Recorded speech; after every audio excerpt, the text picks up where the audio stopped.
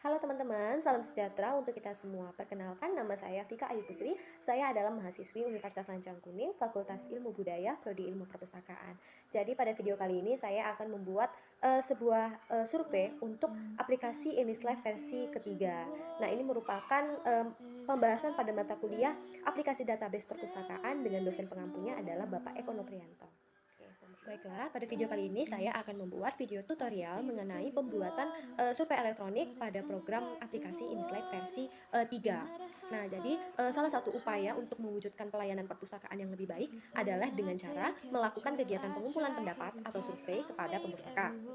Kegiatan survei ini pada umumnya dilakukan dengan cara membuat kuesioner dalam bentuk tercetak yang harus diisi oleh pemustaka sesuai jumlah sampel yang diinginkan pada periode waktu tertentu. Nah, seiring dengan perkembangan teknologi informasi, kegiatan survei dalam bentuk tercetak mulai beralih menjadi elektronik atau digital, supaya waktu yang dibutuhkan untuk mengisi maupun menghitung hasil survei menjadi lebih mudah dan juga cepat. Nah, pada program aplikasi Inislab versi ketiga ini mencoba mengakomodir kebutuhan kegiatan survei ini dengan membuat modul survei. Nah, dalam Inislab ini ada beberapa hal yang perlu kita persiapkan. Yang pertama, membuat kata pengantar, membuat daftar pertanyaan, membuat pilihan pertanyaan, dan juga membuat kata penutup atau ucapan terima kasih. Nah, jadi saya sudah membuat terlebih dahulu atau mempersiapkan terlebih dahulu ada kata pengantar, terus ada daftar pertanyaan, terus ada bentuk pilihan pertanyaan dan juga kata penutup. Jadi ketika kita membuat nanti mempraktekkannya langsung pembuatan surveinya, jadi kita sudah persiapkan hal-hal yang perlu kita persiapkan, teman-teman. Jadi sebelum memulai kegiatan surveinya, tentunya kita harus memiliki aplikasi Inislab-nya dulu. Jadi pastikan teman-teman sudah menginstal aplikasi Inislab-nya dulu ya. Nah, untuk masuk ke Inislab-nya, kita harus membukanya dari panel kontrol exam. Nah, kita aktifkan dulu panel kontrol exam-nya. Nah, lalu kita mengakses di browser dengan mengklikkan URL-nya. Nah, URL-nya ini ya. Oke, seperti yang tampilan, ini dia URL-nya. Kita akses saja. Nah, selanjutnya akan muncul tampilan seperti yang ada di layar kalian. Nah, untuk loginnya sendiri kita masuk melalui back office. Nah, setelah kita buka back office, maka kita akan diarahkan ke menu ini. Lalu kita memasukkan username kita dan password kita tentunya ya. Oke, lalu kita sign in. Nah, maka kita diarahkan ke tampilan berikutnya. Nah, kita masuk. Lagi kita langsung pilih sign in. Nah, maka akan muncul tampilan seperti ini. Nah, untuk melihat data survei atau kegiatan survei di Inislab ini, kita buka menu-menu yang ada di sebelah kiri ini, yaitu menu survei. Nah, untuk melihat survei yang pernah kita adakan, kita tinggal mengklik data survei. Oke, maka akan muncul tampilan seperti di layar kalian. Nah, ini dia tampilan salah satu survei yang pernah saya buat. Nah, untuk memulai survei yang baru, kita tinggal mengklik tanda tambah yang berwarna hijau ini ya. Lalu kita memasukkan nama surveinya. Soalnya judul survei kita adalah kepuasan pemustaka dalam menggunakan aplikasi Inislab versi. Nah, misalnya ini adalah nama surveinya. Lalu pada tanggal mulai ini kita misalnya mau memulai surveinya itu mulai dari tanggal 13 Juni hingga selesainya pada tanggal 20 Juni misalnya. Nah, jadi kita menuliskan kita membuat tanggal mulai dan juga tanggal selesai kita menggunakan membuat survei. Nah, gitu ya. Lalu kita klik aktif. Nah, misalnya ini kita buat nomor urut 1 karena kita akan membuatnya. Nah, pada bagian responden ini, nah kita langsung mengklik semua. Kalau misalnya kita mau ngasih ke anggota berarti hanya ke anggota saja, tapi kalau semua berarti bisa ke pustakawan, bisa ke anggota gitu ya. Nah, di sini ada tulisan redaksi awal. Redaksi awal ini adalah kata pengantar. Nah, jadi tadi kan kita sudah menyiapkan kata pengantarnya ya. Jadi kita tinggal klik aja untuk menghemat waktu. Jadi saya sudah membuatkan kata pengantarnya. Jadi kita tinggal memasukkan saja redaksi awal ini untuk kalimat kata pengantarnya. Nah, akan muncul seperti ini. Lalu untuk redaksi akhir ini seperti kata penutup atau ucapan terima kasih. Nah, saya tadi sudah menyiapkan. Nah, makanya itu gunanya kita menyiapkan hal-hal yang harus kita buat sebelum membuat kegiatan survei. Jadi kita tinggal memasukkan saja gitu. Inilah kenapa kita harus di awal membuat beberapa hal yang harus kita persiapkan.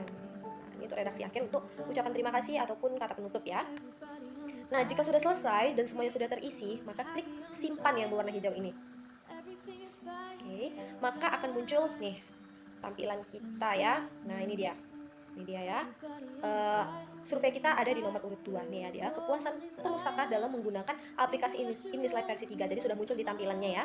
Nah, untuk menambahkan pertanyaan, kita tinggal klik ini, ada bacaan daftar pertanyaan yang berwarna hijau ini. Jadi kita tinggal klik. Oke, nah di sini sudah diarahkan ke tampilan survei pertanyaan. Nah, di sini kita tinggal bikin. Nah, jadi caranya kita klik tanda tambah. Oke, kita memasukkan pertanyaannya. Nah, tadi kita sudah menyiapkan beberapa pertanyaannya ya kan? Oke, ini dia daftar pertanyaannya. Pertanyaan pertama, apakah Anda sering menggunakan aplikasi InDesign? Kita masukkan pertanyaannya. Oke, itu dia pertanyaannya ya. Nah, selanjutnya, karena ini termasuk bentuk pertanyaannya dalam bentuk pilihan ganda ya atau tidak, maka ini termasuk jawaban yang wajib diisi. Nah, kita tidak perlu membuat centang jawaban bisa lebih dari satu, karena kita hanya membutuhkan jawabannya hanya satu ya atau tidak. Nah, jenis pertanyaannya di sini sudah ada, kita tinggal pilih. Nah, kalau misalnya di isian bebas, dia pilih isian bebas. Tapi kalau misalnya pilihan ganda, maka kita buat dalam bentuk pilihan ganda. Nah, lalu kita klik pilihan ganda.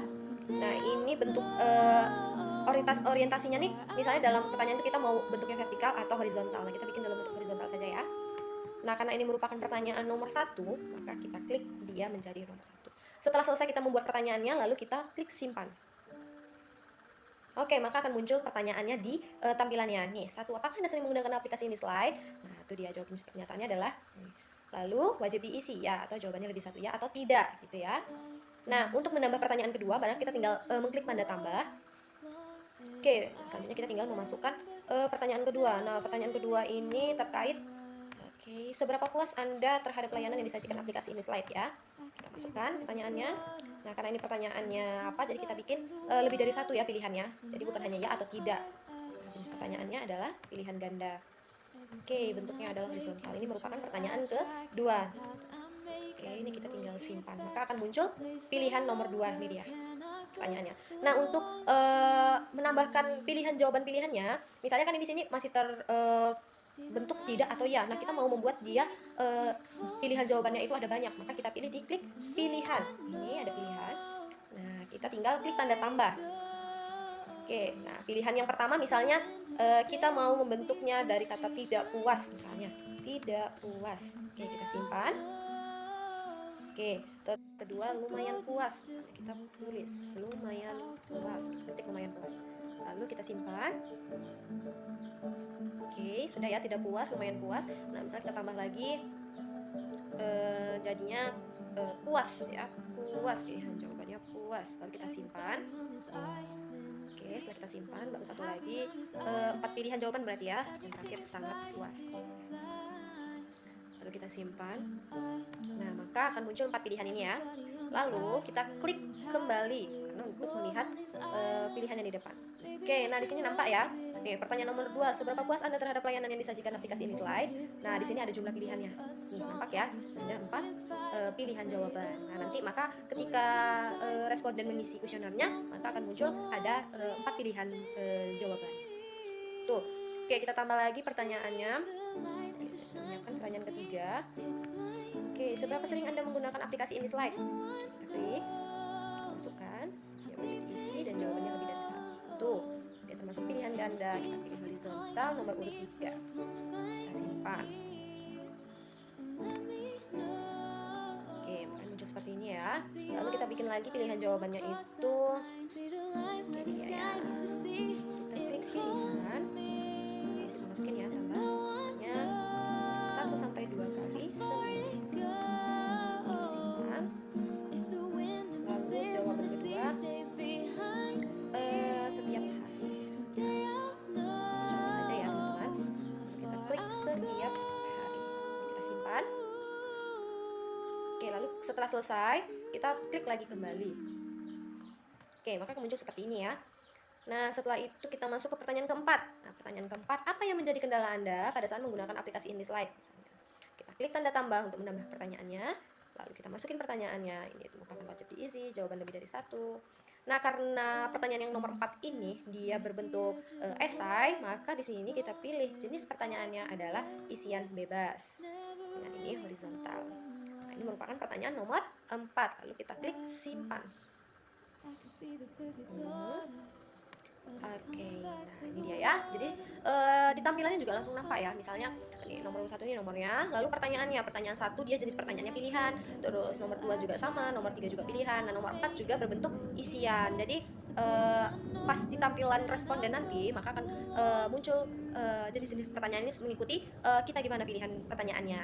Nah, jadi begitu. Jika sudah selesai, nah ini sudah selesai semuanya ya survei pertanyaannya. Lalu kita segarkan kembali dulu. Nah, coba kita balik dulu ke beranda. Oke. Lalu kita pilih survei kita untuk melihat ya apakah sudah masuk pertanyaan survei. Oke, ternyata pertanyaan survei kita sudah selesai dan sudah tampil di data survei ya. Oke, terima kasih teman-teman. Apakah semuanya sudah mengerti mengenai video tutorial yang telah saya tampilkan? Terima kasih buat teman-teman yang bersedia melihat video tutorial saya. Semoga video yang saya buat ini bermanfaat bagi kita semua.